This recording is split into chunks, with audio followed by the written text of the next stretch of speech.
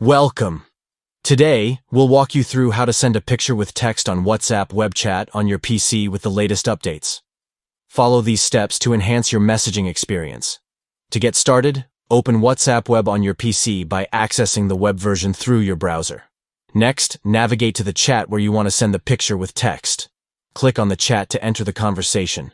Within the chat interface, look for the plus icon, usually represented by a plus sign. Click on this icon to expand the options menu. From the options menu, select Photos and Videos to choose the picture you wish to send in the chat. Browse through your files and select the desired photo. Once you've made your selection, click Open to attach the picture to the chat. Below the attached picture, you'll find a caption bar where you can type the text you want to accompany the photo.